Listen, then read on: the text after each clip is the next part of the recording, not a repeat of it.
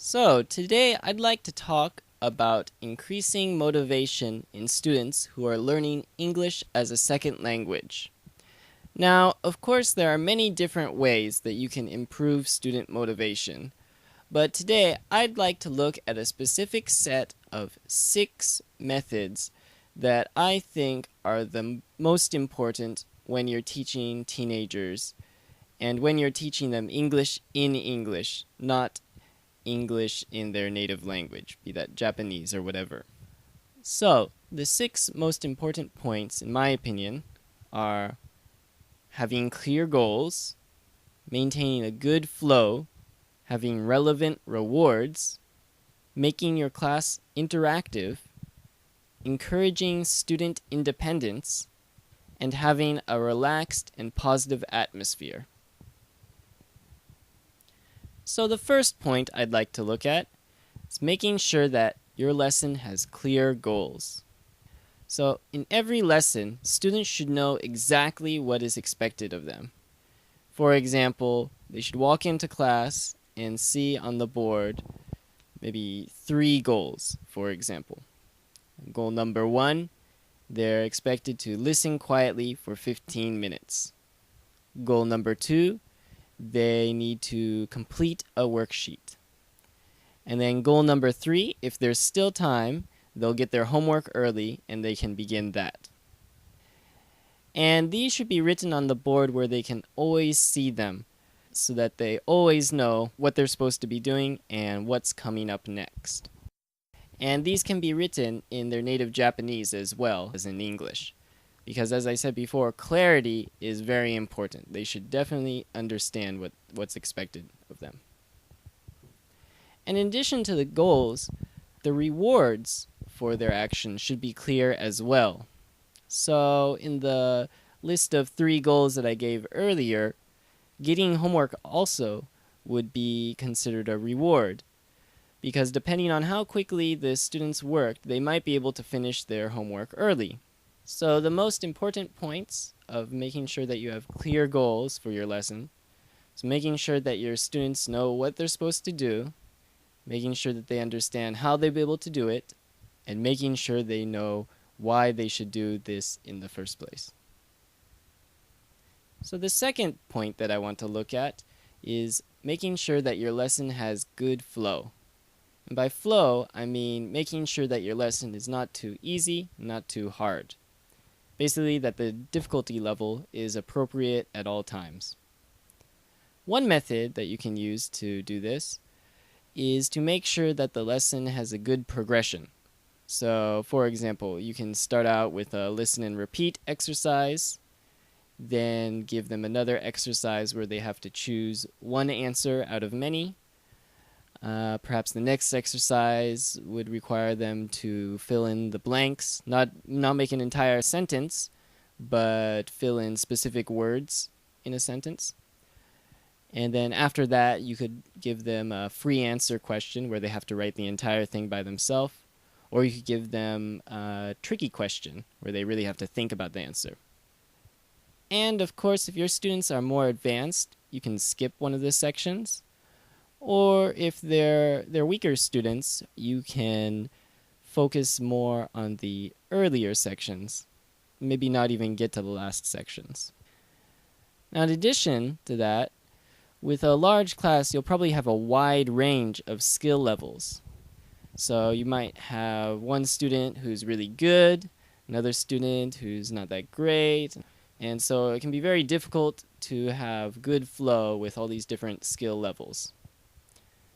Now, one possible solution for this problem is to have optional sections on your worksheet. So, for example, you could have extra credit sections or sections that are just really difficult but not required. Stronger students will just naturally do them even if there's no reward, because stronger students are generally pretty motivated as long as there's a challenge. Another possible solution for this problem is to use more teacher-led activities. This can be more difficult in a larger classroom, but if you can get the students working on a worksheet, for example, you can take small groups of students aside and lead a short discussion with them or just ask them questions. And when you do this, of course, you can adjust the difficulty yourself according to the student's level. For example, stronger students, you can really challenge them with more difficult questions. And with weaker students, you can speak slowly or repeat yourself, or just give them basic questions to make them feel more confident. The next section that I'd like to look at is making sure that your goals have relevant rewards attached to them. So one of the most common rewards in the classroom is a reward that's not all that appealing to students: grades. There are some students who are motivated by grades, of course, but at least in my experience, they are not the majority. One reward that most students do like, however, is free time. So, for example, earlier I mentioned that you can give finishing their homework early as a reward. That will give them more free time at home, which is something they will appreciate. Another possibility is freedom of choice. So, for example, instead of dictating that all the students must give an in-class presentation for their next project, perhaps as a reward for certain students, you can let them choose if they want to do an in-class presentation or if they want to do a writing assignment instead. So the ability to choose something like that is a really big motivator for some students, because then they can choose the assignment according to their own strengths. Now, one important thing to note here is to make sure that the rewards reinforce good behavior. So one way that you can do that is to try to veer away from extrinsic rewards. For those who aren't familiar with the term, most rewards are divided up into two categories. You have extrinsic rewards, which are rewards like grades, candy, money, things like that. Basically, these are rewards that aren't related to the action you just completed.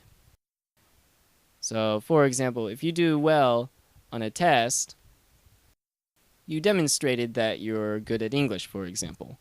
But the actual grade that you get doesn't have much of a relationship to the skills that you just demonstrated.